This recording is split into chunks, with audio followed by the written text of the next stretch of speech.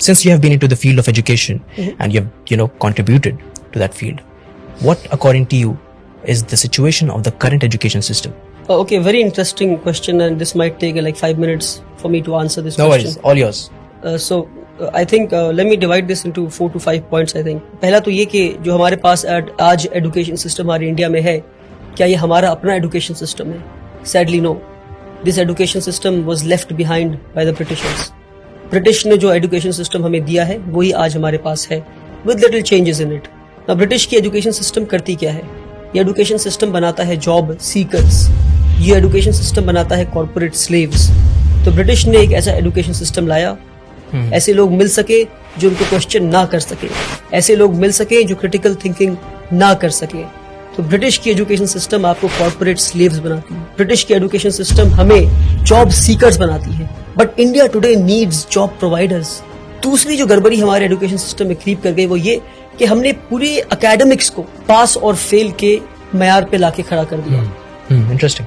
कि आप पढ़ाई करते हैं सीखने के लिए नहीं, आप पढ़ाई करते हैं पास या फेल होने के लिए. तो उससे होता क्या है? मेरे जैसा एक कमजोर बच्चा क्लास 1 में मैथ्स में 40 लाता है तो मुझसे कहा जाता है कि आप मैथ्स में पास हो गए. फिर मैं क्लास 2 में जाता हूँ, फिर मैं 40 लाता हूँ तो कहा जाता है कि आप मैथ्स में फिर से पास हो गए. तो यानी मैं 60 नंबर जो नहीं ला पाया तो 60% में नहीं सीख पाया. ये 60% बिना सीखे मैं क्लास 2 में गया, फिर 60% बिना सीखे मैं क्लास 3 में गया, फिर 60% बिना सीखे मैं क्लास 4 में गया. इसी तरह मैं क्लास 10 पहुंच जाता हूँ और 600% मेरे एजुकेशन में लूप रह गए, मेरे एजुकेशन में कमी रह गई. क्योंकि मुझे ये बताया गया कि पढ़ते सीखने के लिए नहीं है. मेरे एकेडमिक्स को लर्निंग परसेंटेज पे नहीं लाया गया, मेरे पढ़ने को पास या फेल पर लाकर मुझे 0 बना दिया गया. क्योंकि मैं पास होकर डिग्री तो ले लूंगा और मुझे जॉब भी मिल जाएगी और फिर किसी कॉर्पोरेट वर्ल्ड में मैं गुलामी के लिए पहुंच जाऊंगा. तो एकेडमिक्स को पास और फेल से निकालना होगा बाहर हमें और लर्निंग परसेंटेज पे लाना होगा. किसी ने 40 लाया तो 40% सीखा आपने, 60% नहीं सीखा आपने. सीखे फिर आगे बढ़े, जितना सीख सकते हैं सीखे अपने कैलिबर के हिसाब से, फिर आगे बढ़े. अगर आप 99 लाते हैं तो 99% सीखा आपने, आप टॉप नहीं कर गए.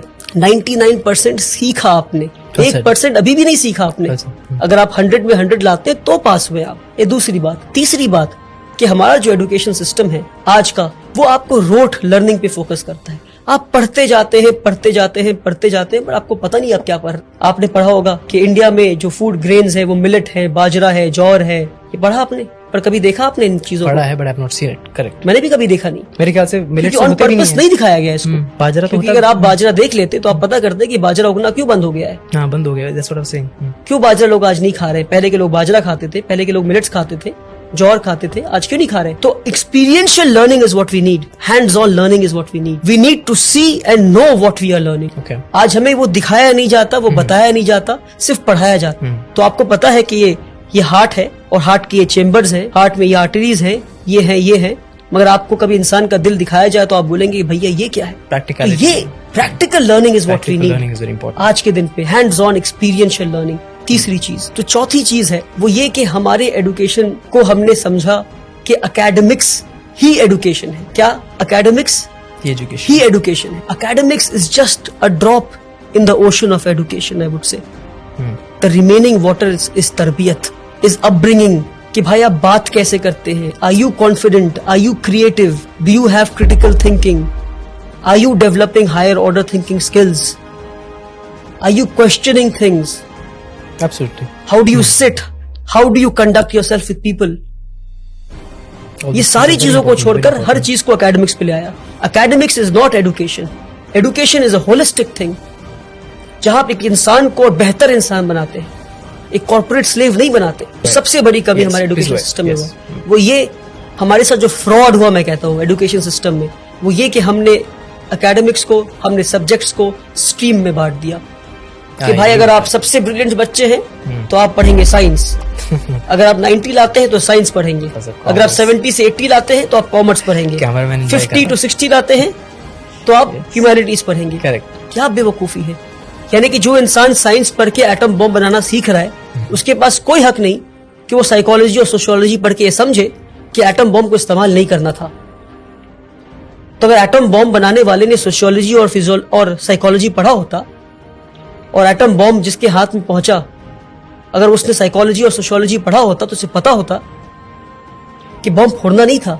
तो इसलिए बता रहा हूं मैं कि हमने सब्जेक्ट्स को स्ट्रीम में बांटकर सबसे बड़ा फ्रॉड किया हमने। One of my favorite points. कि क्या मैं आखिरी फिजिक्स point. बहुत अच्छा point. सोशियोलॉजी के साथ नहीं पढ़ सकता? क्या मैं केमिस्ट्री हिस्ट्री के साथ नहीं पढ़ सकता? क्यों नहीं पढ़ सकता? अच्छा, कि अगर मैं आखिरी बात, अगर हाँ, मैं please. साइंस पढ़ रहा हूं मैं, तो क्या मेरे पास हक नहीं कि मैं अकाउंट्स भी पढ़ूं मैं? तो आज जरूरी But है you're an expert multi of one thing. Disciplinary learning का। But you're an expert of one thing. If people ask that, what would you say? You can have majors and minors. Yes, that's the answer. You need to have the hang of almost all the subjects. Makes sense. You need to learn accountancy. You need to know economics. You need to know history. You need to know sociology. You need to know psychology. You can be an expert of history, but you need to know the basics of physics. पर हमारे साथ ये fraud किया गया। आप physics पढ़ेंगे पर आप हिस्ट्री नहीं पढ़ सकते, आप सोशियोलॉजी पढ़ेंगे पर आप केमिस्ट्री नहीं पढ़ सकते। Okay. क्यों किया हमारे साथ ये फ्रॉड आपने? क्यों? क्योंकि आपको कॉर्पोरेट स्लेव्स चाहिए थे। आपको इजी वे बच्चों को देना था कि भाई ये पढ़ो, नंबर लाओ, पास हो, टॉपर बनो, आके हमें सर्व करो। सैडली